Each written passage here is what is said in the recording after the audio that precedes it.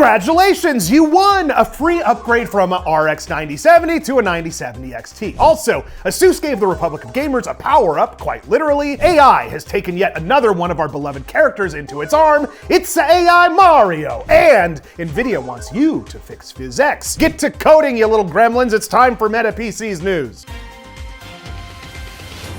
Well, would you look at that? AMD's RX 9070, the card that I really wondered why anyone was buying, apparently has some pretty good use. The AMD Radeon RX 9070 gains wings with XT BIOS. Although BIOS modding was very popular back in the day, GPU vendors are now locking down such modifications, meaning it's hard to introduce changes to the card specs with such a simple switch. It turns out that at least some RX 9070 non-XT GPUs can be flashed with 9070 XT BIOS. This enables higher clocks, higher TGP, one of the most visible changes when comparing both variants of the RDNA 4 GPUs. However, this does not change the core counter memory specs. Obviously, hardware is hardware, right?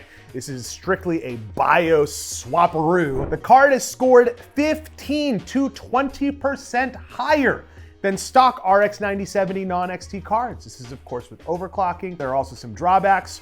For instance, ULPS mode does not seem to work and some freezes were encountered by modders. That's always kind of the risk you take. So if you're someone that's like, hey, can't find a 9070 XT and you want to take a little bit of a gamble, maybe buy the RX 9070. Obviously, not every card is the same. You're playing the silicon lottery. It's like a tariff rebate, if you will. A little tariff rebate kicking in there. We love that. Zach, let's head over to the world of NVIDIA. We're talking about the RTX 5060 Ti. Oh, the 5060 Ti. This is a card that the comments, we posted a few videos. People are like, why would you ever get this card? Well, we'll check this out. NVIDIA is not expected to introduce major changes to 5060 Ti pricing. Now, this is a rumor. This has been a big question. We're seeing specs leak and things. The price has been something that we haven't heard a whole lot about. So let's dig into it. A rumor from board channels suggests that NVIDIA plans to maintain pricing similar to last generation models. The RTX 4060 Ti launched at $399 for the 8 gig, while the 16 upgrade costs an additional $100. So you can probably expect the 5060 Ti and the 5060 to be somewhere in that range. The 16 gig model of the Ti gonna be probably $499, the 8 gig at $399 if they stick to the same prices. The biggest unknown remains the competition's offering. Now this is a big one. Based on early rumors, AMD's RX 9060 XT models are expected to feature similar memory configs, 16 and 8. Why would they not? Makes a whole lot of sense when you're trying to compare AMD to Apple's type of thing going on here. So that's what you're looking at on the 15th and the full release and launch on the 16th for the Ti variants of those cards. I don't like to get too political, but with everything going on, it's really affecting us, the tariffs and things like that. So I do have an article here that I want you to take a look at. It's talking about how you can kind of, still get things at a decent price amidst all these rises. Yeah, how to get rid of some of the tariffs, even some tariff-free action here. Let's check this out. Now, this is coming from totallyrealnews.com. I love their stuff. Title of this article reads, Trump makes addendum to tariffs stating they will not impact viewers who are subscribed to the Meta PC's YouTube channel. So that's kind of a fun thing. That's awesome for us. So that's yeah, subscribe. Great. So you may want to, think about it. I don't want to be pushy or anything, but hit the freaking button, okay?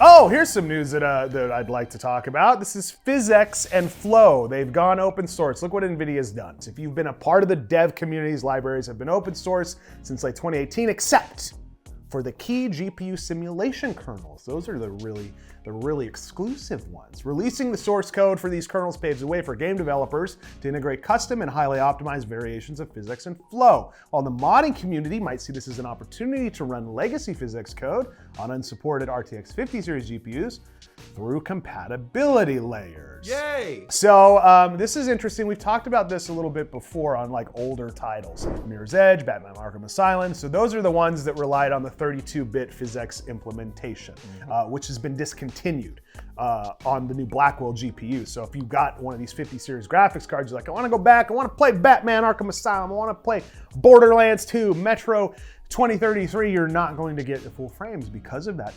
discontinuing. However, With NVIDIA's special GPU acceleration sauce now out in the open, anyone can see, study, modify, and build on the existing libraries. So if you're Buy a it, use dev, it, test it, fix it.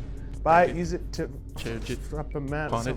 something. You can, this is now open. Been waiting for that kernel to come out. It's open source. Go do it and go make it so I can play Batman Arkham Asylum on my 5080. Somebody out there. That's all I want.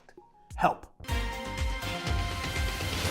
The Switch 2, you guys have heard about it. You guys know a little bit about it. The big thing that I was kind of excited for was, you know, you get some 4K resolution when it's docked. Well, it looks like that's gonna rely heavily on some upscaling. The Switch 2's NVIDIA hardware brings 10 times performance, DLSS, and more. The Switch 2 was presented for an hour on April 2nd, and during that presentation, you saw a lot about games, the $80 games. I am never gonna financially recover from this. The Joy-Cons. I feel like I'm gonna break this damn thing. NVIDIA is now making up for some inner workings on the console itself. There hasn't been a whole lot that Nintendo's talked about. NVIDIA's custom chip that is in the Switch 2 has, yeah, you guessed it. You guessed it before I even said it. It has special ray tracing cores and tensor cores, which not only enable improved graphics, but also ray tracing functionality and upscaling. It's all about upscaling, baby. Upscale to 4K in docked mode. That's the one that people are probably gonna be most excited about. 120 frames per second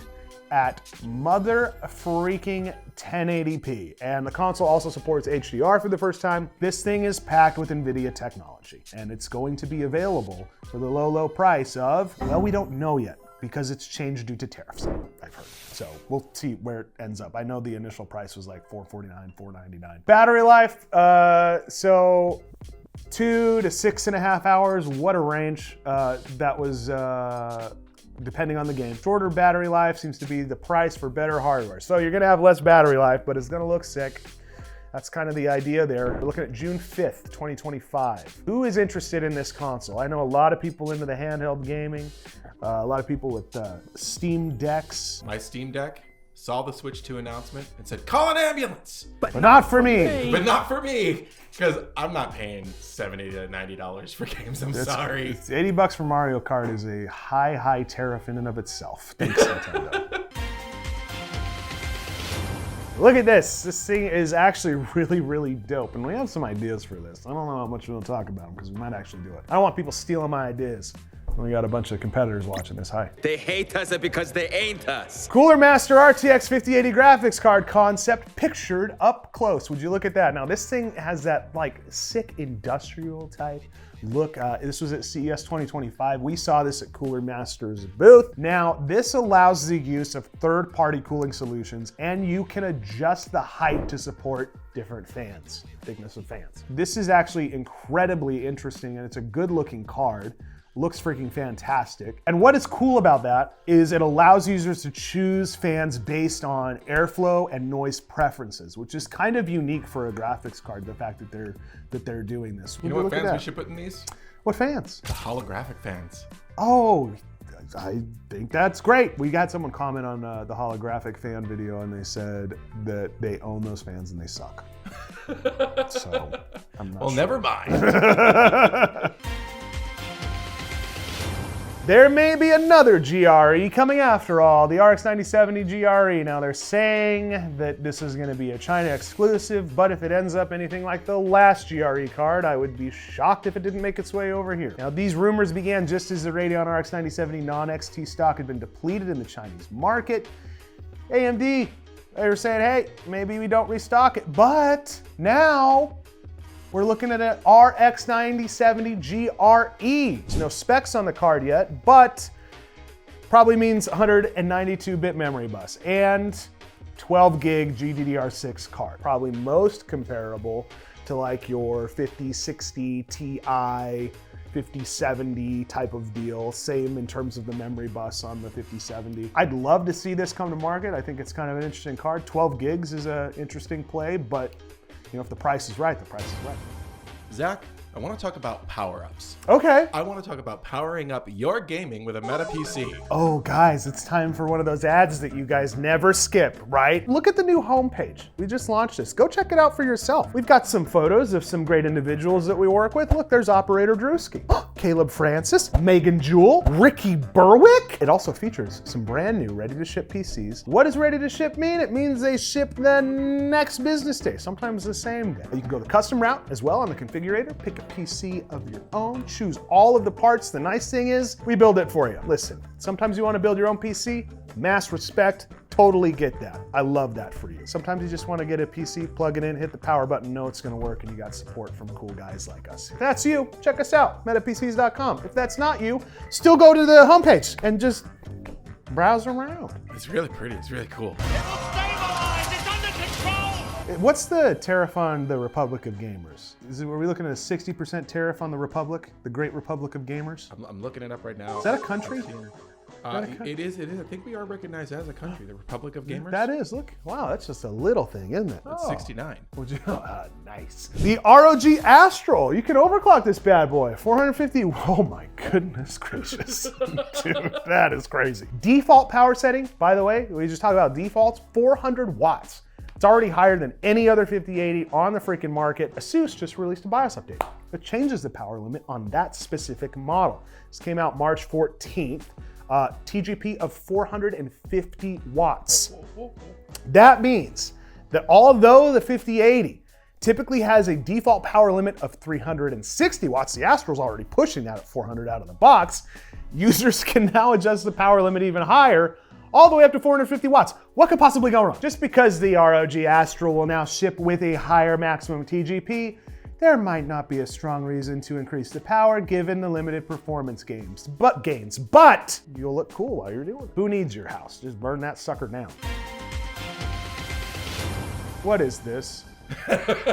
Jared, who works on the show, sometimes brings graphics cards to my attention that I hate. Do you like it just seeing me mad? He's nodding and laughing. Compact RTX 4060 this is adorable, with an aluminum CNC machined shroud is perfect for small form factor builds. This is a single fan, a solid block of aluminum alloy. As we're nearing the second anniversary of the 4070, boy, time flies when you're having so much fun. Zephyr has introduced the 4070 Sakura Snow X Edition. This is an exotic, all CNC machined shroud, and it's got an integrated I/O bracket. Now, you may be thinking, why not just get a 5070? Well, listen, this ain't about performance, baby. It's about small form factor. So this is from Zephyr, who's relatively new when it comes to GPU manufacturing. They're from China, and they specialize in these smaller cards. Compact sized GPUs, nice designs. They announced the world's first ITX form factor RTX 4070 last year. What is important about this? Single fan, dual slot design, mini ITX form factor. Looks a little silly on its own, but once you get it installed on a small form factor build, it will probably fit the mood a little bit better. It's available through Chinese e-commerce platforms for 600 buckaroos, baby. Would you pay 600 bucks for a CNC card? Let me know down below. Driver problems. Uh-oh, we don't like that. GeForce RTX driver issues investigated. Who's on the case? Gamers Nexus. Seems that recent GPU driver releases are more prone to generating issues for gamers than previous releases. So you had devs that were telling you to downgrade. We talked about it last show. Go back pre-RTX 50 series launch drivers, so going all the way back to like December. Now Gamers Nexus went through hundreds of threads on forums and Reddit where gamers reported such problems, only to notice that there are many, possibly millions of system combinations that can trigger such issues. A lot of PCs have different components that are inside of them, right? So you have different combinations of things that may be conflicting, and that's what they're trying to figure out here. Interestingly, changing the driver sometimes fixes the problem, confirming that this is indeed NVIDIA software. So any way you slice it, this is an NVIDIA problem. You have games like Star Wars Outlaws, where selecting resume, like hitting the frickin' resume button can crash it. Marvel Rivals, hugely popular game right now. Enabling frame generation can cause crashes. That's a yikes. Cyberpunk 2077, crashing when you're loading into the game. Multi-monitor users, this seems to be like a particular issue if you have multi-monitors, which a lot of people do. Now, what Gamers Nexus discovered is that sometimes enabling NVIDIA features such as DLSS 4, FrameGen, or G-Sync may be the culprits. They recommend, so if you're having issues like this, try to disable those features to see if they resolve the issue, but Those are just workarounds, not final solutions. The real solution needs to come from NVIDIA releasing, an update that kind of addresses stuff like this. I did do some digging into this, and if you have a 40 series or a 30 series card, there is one thing that you can absolutely do to guarantee more stability. It's a very easy process. There's a big red button that says subscribe on it. Oh yeah, if you hit that button, it may just fix your PC. That is MetaPC's news for today. As mentioned, you've got to hit the subscribe button. You just got to do it. That's where all the magic comes from. It also lets YouTube know that you don't hate us, because I don't hate you. I've never met you, but I bet you're a very nice person, and I'd love to meet you one day. Come on over. Come over here. We're in Phoenix. Walk in. Say hi. I dare you. We'll see you next time. MetaPC.